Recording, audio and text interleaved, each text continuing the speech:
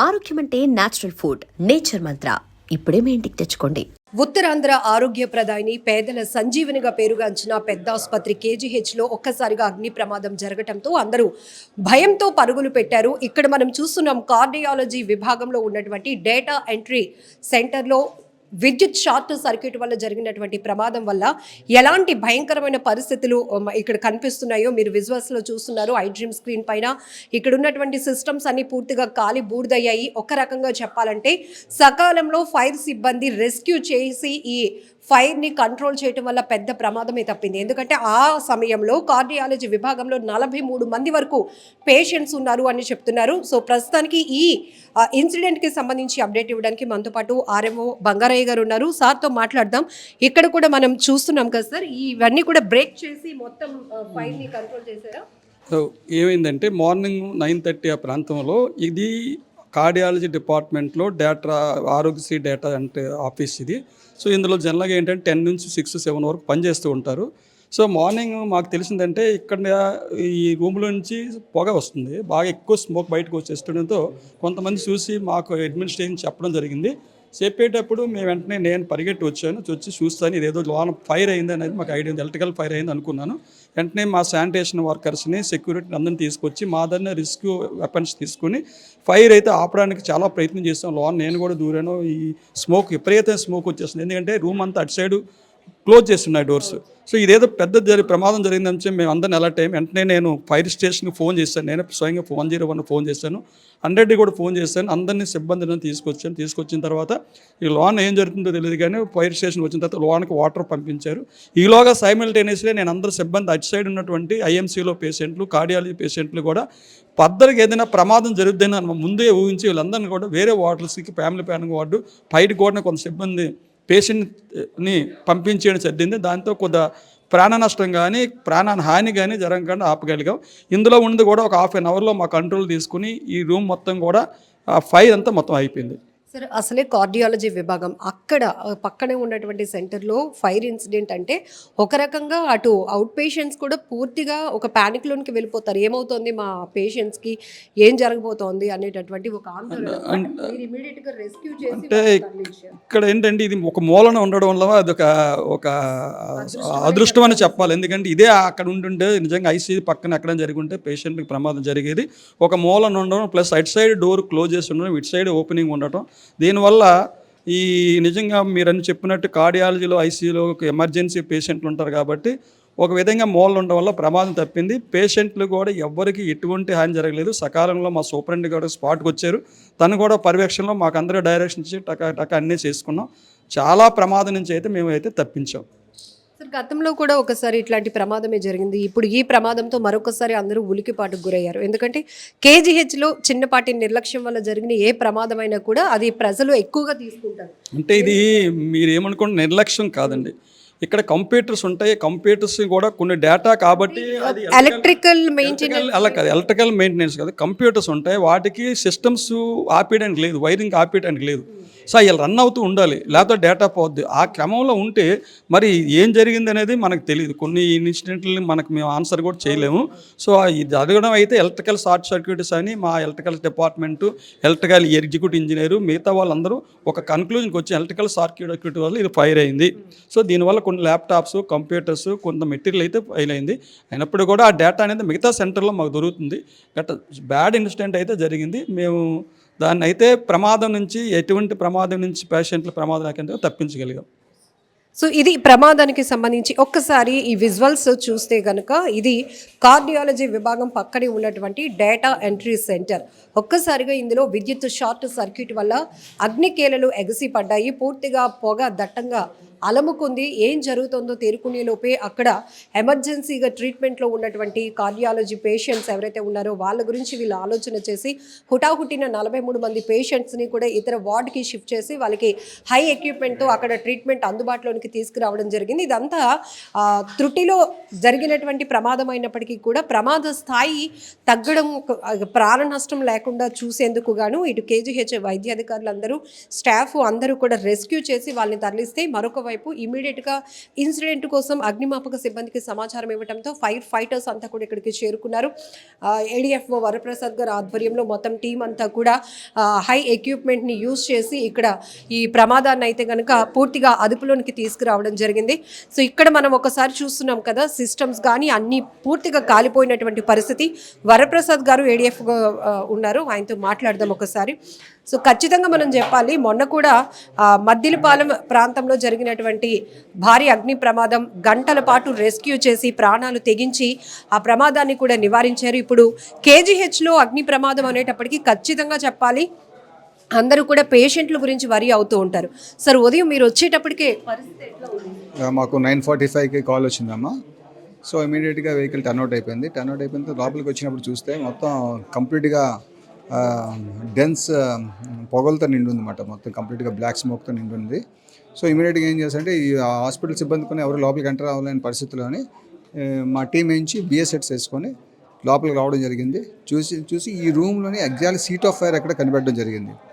So seat of fire కనిపెట్టడం ప్యారలల్గా ఆ విండో బ్రేక్ చేసుకుంటూ లోపల హోస్ పెట్టేసి ఆ ఫైర్ని కొన్న ఇమీడియట్గా క్లోజ్ చేయడం జరిగింది అనమాట. దీన్ని ఎక్స్టెన్షన్ అవ్వకుండా ఈ రూమ్ వరకు పరిమితం చేసాం, ఇక్కడికి క్లోజ్ చేసాం మేడం. షార్ట్ సర్క్యూట్ వల్ల ప్రమాదం జరిగింది అంటున్నారు. ఈ వైర్ సిస్టమ్ ఇవంతా కూడా ఓల్డ్ స్ట్రక్చర్, ఎప్పటికప్పుడు ఇట్లాంటి ప్రమాదం జరిగినప్పుడే మనం డిస్కషన్కి వచ్చే పరిస్థితులు ఉంటాయి సార్. గతంలో కూడా మీరు ఈ డొమెస్టిక్ ఇష్యూస్ కానీ లేకపోతే ఇట్లాంటి బస్ ప్రమాదాలు వీటిపై కూడా మీరు ఎప్పటికప్పుడు అవేర్నెస్ కల్పిస్తున్నారు. ఇక్కడ ఏం జరుగుతుంది? ఓవర్లోడ్ ఏమైనా అవుతుందంటారా? అదేనమ్మా, ఇదంటే చూస్తుంటే ఇప్పుడు it may be due to electrical origin. ఎందుకంటే ఒక ఎక్కువ సిస్టమ్స్ ఒక బాక్స్ కనెక్ట్ అయి ఉన్నాయి. సో లోడ్ ఎక్కువై ఉంటుంది.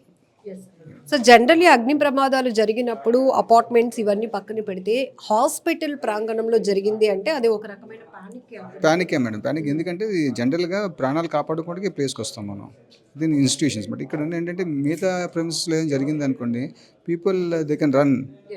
ఇయర్ ఏంటంటే ఎవరైతే ఆరోగ్యం బాగాలేక ఉంటారో సో వాళ్ళు వస్తూ ఉంటారు. కానీ we should take utmost importance for this institutions ma'am. So ఇది విద్యుత్ షార్ట్ సర్క్యూట్ వల్ల జరిగినటువంటి ఈ ప్రమాదం భారీ ప్రమాదంగా కాకుండా ఉండడానికి ఇక్కడ వీరు చేసినటువంటి రెస్క్యూ అనేది ఖచ్చితంగా హెల్ప్ అయిందని చెప్పాలి. ఎందుకంటే ఒకవైపు ఎక్కడైనా ఒక ప్రమాదం జరిగితే దాని నుంచి తప్పించుకోవడానికి జనరల్గా ఉన్న వాళ్ళైతే కనుక పరుగులు పెడతారు. కానీ ఇక్కడ పేషెంట్స్, ఎమర్జెన్సీలో ట్రీట్మెంట్లో ఉన్న వాళ్ళకి ఏదైనా అయితే దానికి అసలు సమాధానం చెప్పడానికి కూడా ఎవరు ఊహించడానికి కూడా చాలా కష్టంగా అనిపిస్తూ ఉంటుంది. అలాంటిది ఒక్కసారిగా ఈ రూమ్ చూస్తే ప్రమాదం తీవ్రత ఎలాంటిదో కూడా మనకు అర్థమవుతుంది. కానీ సకాలంలో వచ్చి ఫైర్ ఫైటర్స్ వాళ్ళు రెస్క్యూ చేసి ప్రమాదాన్ని పూర్తిగా నివారించారు. అంతా అయితే ఊపిరి పీల్చుకున్నారు. ఏది అయినప్పటికీ కూడా ఎక్కువ శాతం మనం చూస్తున్నాం ఈ గ్యాస్ సిలిండర్లు పేలటం కానీ, ఎలక్ట్రికల్ షార్ట్ సర్క్యూట్, ఇంట్లో ఉన్నటువంటి వస్తువులే బాంబుల్లా పేలుతూ ఉన్నాయి. సో ఈ మధ్య అమీర్పేటలో కూడా వాషింగ్ మెషిన్ పేలటం అనేది ఇవన్నీ తరచుగా చూస్తున్నాం. ఎప్పటికప్పుడు అగ్నిమాపక సిబ్బంది కూడా వారోత్సవాల సందర్భంగా వారు మాక్ డ్రిల్ నిర్వహించి మరి ఇలాంటి ప్రమాదాలు జరిగినప్పుడు ముందస్తుగా ఎలాంటి ప్రికాషన్స్ తీసుకోవాలి, అందులో ఒకవేళ ప్రాణాపాయ స్థితిలో ఎవరైనా ఉంటే వాళ్ళని ఎలా రెస్క్యూ చేయాలి, ఆ ప్రమాదం మొత్తం విస్తరించకుండా ఉండేందుకు కూడా ఏం చేయాలి అనేది ఎప్పటికప్పుడు అవేర్నెస్ ఇస్తున్నారు. కాబట్టి కాస్త అలాంటి అవేర్నెస్ వీడియోలు అట్లాంటివి కూడా చూసి కొంత నాలెడ్జ్ గెయిన్ చేసుకుంటే కనుక ముందు మనం ప్యానిక్లోనికి వెళ్ళిపోకుండా ప్రాణాపాయ స్థితిలో ఉన్న వాళ్ళని రక్షించే వాళ్ళం అవుతాము. అలానే ఆస్తి నష్టం ఎక్కువ కాకుండా ఉండేందుకు దాన్ని నివారించగలిగే వారం కూడా అవుతాం. ఎందుకంటే వీరు కాల్ చేయగానే ఇమీడియట్గా హుటాహుటిన సంఘటన స్థలానికి చేరుకొని ప్రమాదాన్ని నివారిస్తారు. కానీ బిఫోర్ దట్ మనం ఏం చేయాలి? ఇక్కడ కూడా హాస్పిటల్లో డాక్టర్స్ కానీ, స్టాఫ్ సిబ్బంది, మొత్తం నర్సింగ్ స్టాఫ్ అందరూ వెంటనే ఇమీడియట్గా రెస్క్యూ చేసి ఇక్కడ ఉన్నటువంటి కార్డియాలజీ విభాగంలో ఉన్న 43 మందిని హుటాహుటిన వేరే వార్డ్కి షిఫ్ట్ చేయడం వల్ల పెద్ద ప్రమాదమే తప్పింది. ఒక్కసారిగా కేజీహెచ్ పెద్ద ఆసుపత్రిలో కార్డియాలజీ విభాగం పక్కనే ఉన్నటువంటి డేటా ఎంట్రీ సెంటర్లో అగ్ని ప్రమాదం జరగడంతో అందరూ ప్రాణభయంతో పరుగులు తీశారు. మరొక వైపు అందరినీ వేధించినటువంటి అంశం ఏంటంటే కార్డియాలజీ విభాగంలో అప్పటికే ఎమర్జెన్సీ ట్రీట్మెంట్లో 43 మంది ఉన్నారు. వారందరినీ కూడా హుటాహుటిన వేరే రూమ్కి షిఫ్ట్ చేసి అక్కడ వారికి ట్రీట్మెంట్ అందించడం జరిగింది. సకాలంలో ఫైర్ సిబ్బంది ఇక్కడికి చేరుకొని పూర్తిగా మంటలను అదుపులోనికి తీసుకురావటం వల్ల పెద్ద ప్రమాదమే తప్పిందని చెప్పాలి. ఎందుకంటే ఇది ఉత్తరాంధ్ర పేదల పాలిట సంజీవనిగా ఈ ఆసుపత్రి పేరుగాంచినటువంటి హాస్పిటల్లో ఇట్లాంటి ప్రమాదం జరగటం అనేది ప్రతి ఒక్కరిని తీవ్ర కలవరపాటుకు గురి చేస్తోంది. ఈ ప్రమాదానికి సంబంధించి అప్పుడు ఇక్కడే డ్యూటీ చేస్తున్నటువంటి కొంతమంది ఉన్నారు, వాళ్ళతో మాట్లాడదాం. ఏం జరిగిందండి? ఎన్ని గంటలకి? 9:14 నిమిషాలకండి. 9:14 నిమిషాలకి సడన్గా పొగొచ్చింది. పొగొస్తే ఏంటి పొగ అని చెప్పేసి చూసిన లోపలికి ఆల్రెడీ ఇదంతా మస్కమ్మేసింది. మస్కమ్మేస్తుంటే మేము వెంటనే అలర్ట్ అవ్వి ఇక్కడ మా వార్డులో ఉన్న పేషెంట్లందరినీ బ్యాక్ సైడ్ నుంచి తీసుకొని వచ్చి బయట పంపిస్తాం.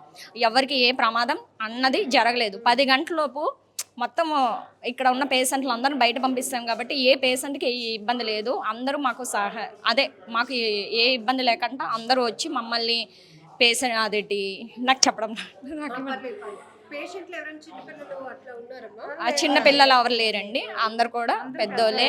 కానీ ఎవరికి ఏ ఇబ్బంది రాలేదు, ఇబ్బంది హాని అన్నది లేదు. భయపడ్డారా? ఎప్పుడు ఇక్కడ డ్యూటీ చేస్తారు కదా, ఒక్కసారిగా ఏంటి మంటలు, అది కూడా హాస్పిటల్లో? అవునండి, ఇప్పుడు ఎక్కువ దగ్గర ఒకరు ఉంటాం, గుండె స్కానింగ్ అవుతుంటుంది, ఈసీజీ అని చెప్పి ఇక్కడ కొంతమంది పంపిస్తాము.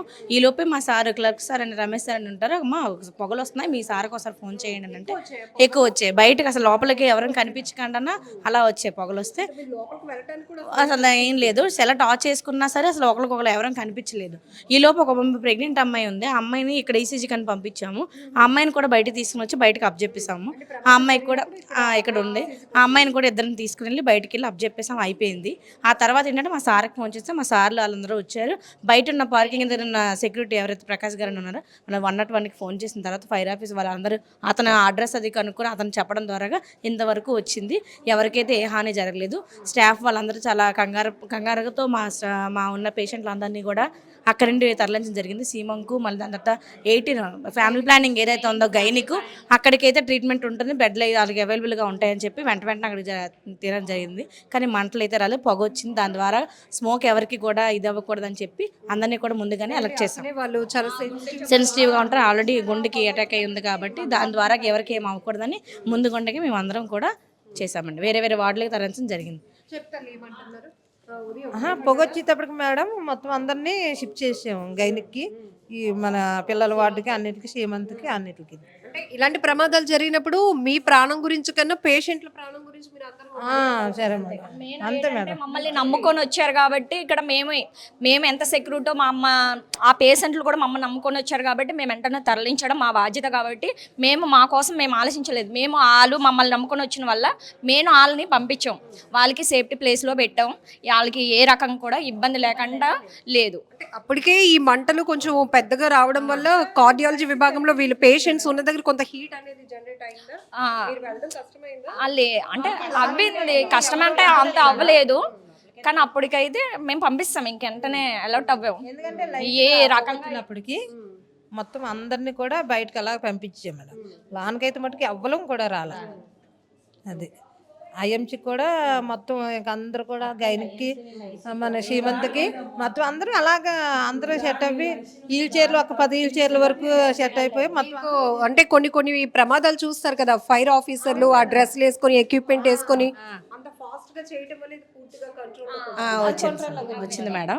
మేము ఇలా వచ్చేటప్పటికే అసలు ఏం జరుగుతుంది, అసలు ఎక్కడి నుండి వస్తుంది అనేసి మా ఎలక్ట్రిషియన్ సార్ కేజీహెచ్ తరపు నుండి వాళ్ళు కూడా వచ్చి చూస్తే లోపల అవుతుంది అని చెప్పేసి మెయిన్ ఆఫ్ చేసేసి వాళ్ళు కూడా మాస్కులు కూడా అంటే ఆ టైంలోనే మేము వెళ్ళలేక చేయలేక ఊపిరి పిలుచుకుని టార్చ్లు వేసి సెల్ టార్చ్లు వేసి చూసుకొని వాళ్ళందరూ కూడా చేస్తే అప్పటికి పైన ఓటీలో మన వార్డ్ బాయ్స్ ఎవరైతే ఉన్నారో వాళ్ళు ఫైర్ ఉంటాయి సిలిండర్ అవి తీసుకొని వచ్చి కూడా పౌడర్ అది జల్లారండి. అది ఎక్కడి నుండి వస్తుందో కూడా ఆ పొగకి మాకు తెలియలేదు.